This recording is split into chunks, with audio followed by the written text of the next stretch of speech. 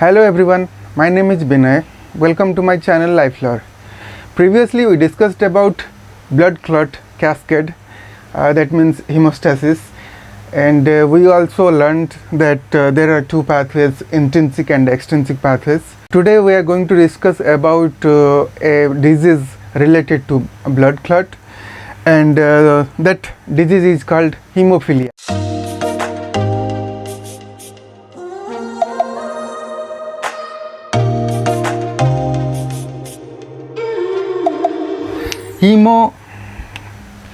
Hemophilia. Hemo is, as I said earlier, that this means blood, and philia means love. That means hemophilia is the disease which has loving towards the blood. In this disease, there is no clotting formation. So previously we know that there are two pathways, intrinsic and extrinsic. So, and extrinsic pathway is natural pathway. That means in normal condition, extrinsic pathway is the important one. So we'll focus on the extrinsic pathway. This is the extrinsic pathway. So extrinsic pathway, as I said earlier, if you have not seen those videos, please go back and check those videos. So extrinsic pathway starts with tissue factor. So this is the tissue factor and combined with factor 7. These two activates factor 9. After the activation of factor 9, it activates along with factor 8 calcium and also phospholipid, which is present on the platelet membrane. It activates factor 10. Factor 10 activates prothrombin to thrombin, and then thrombin activates fibrinogen to fibrin, and these fibrin fibers accumulate at the injury site, and then it helps in blocking and clotting the blood. So imagine one of the factor, if one of the factor is missing or reduced, the concentration of one of the factor is reduced, the clotting will be inhibited. This fibrin will not be formed. So what happens in hemophilia? One of these factors is missing, either missing or reduced its concentration. There are two main forms of hemophilia, hemophilia A and hemophilia B. A and B. When this factor 8 is missing or mutated or the concentration is reduced, that hemophilic condition is called hemophilia A. And another factor, which is factor 9, when this factor is missing, that is called hemophilia B. We all know that human has 23 sets of chromosomes. That means 46, total 46 chromosomes. Out of 46 chromosomes, 44 chromosomes are autosomes and 2 chromosomes are sex chromosomes. That means these two chromosomes will determine male or female. In case of male, female. In case of male, there is one X chromosome, one Y chromosome. Usually Y chromosome is shorter. But in female, there are two X chromosomes.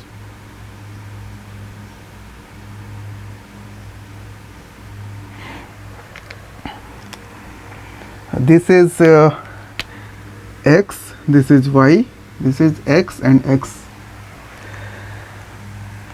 So what happens? These two factors, hemophilic, the factor 9 and factor 8, both of these factors are two genes, and these two genes are present on chromosome X. So this is the sex chromosome, and these two genes are present on chromosome X. Factor 9 and 8, both of them are present on X chromosome, somewhere here.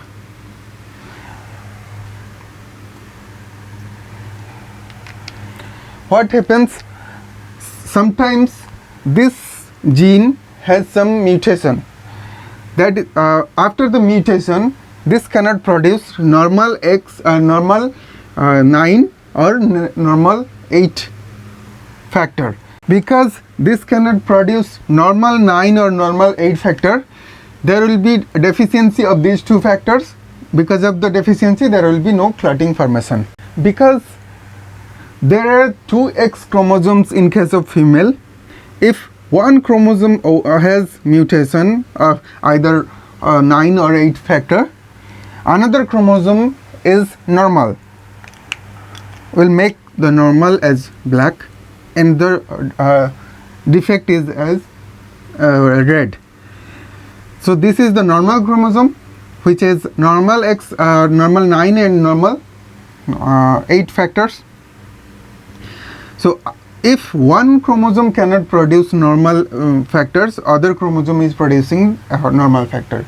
So in this, in the case of female, this problem is not going to affect normal physiology of the female. But what happens in male? Because in male there is only one chromosome, one X chromosome. If there is, this chromosome has the defect, this cannot produce normal 9 or 8 factor, and this will lead to problem of blood clot. So that is why female is always, in case of hemophilia, female is always carrier and this is affected. Male is always affected.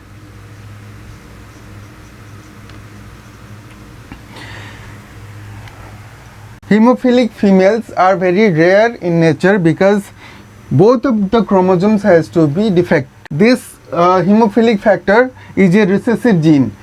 That means if one is present in normal condition, this can produce normal factors, so this will not affect the normal blood clotting.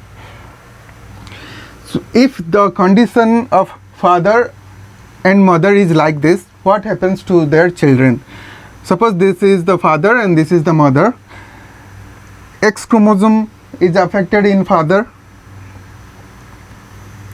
and this X chromosome is affected, and if this X chromosome is coming with this and this Y chromosome is coming with this and Y chromosome with this. So now what is the combination? This is XY, that means this is male, and this is also XY, this is also male, this is XX and this is XX, and this XX has one defective, this one has defective, and this one is also defective, and in this case one is defective, one is normal, and in this case Y is normal and this is defective. That means this X chromosome is defective, but this X chromosome, when it combines with this X chromosome, this is normal. So this can be a possibility. If a mother with carrier and father with hemophilic condition and their children will be like this, the possibility of their children, the one of their male child will have hemophilic condition and one of their female child will have hemophilic condition and one can be a carrier. So this can be the outcome of their children. So what are the symptoms of this disease? Usually what happens after the birth of the child, usually the blood clots are found in the brain, in some joints and under the skin also. Now coming to the treatment, there are available clotting factors, that means factor 9 and factor 8, they are present in the market. So usually what happens, the patient injects these factors into the vein or in the blood, so that this will help them for the clotting. So this is all about hemophilia. If you want to make some comments, or if you have some doubts, you can write those in comment section. And if you want to make some other videos related to blood clotting or blood disease, I will make those videos. Please write those requests in the comment section. Thank you for watching my video. See you in next video. Bye bye.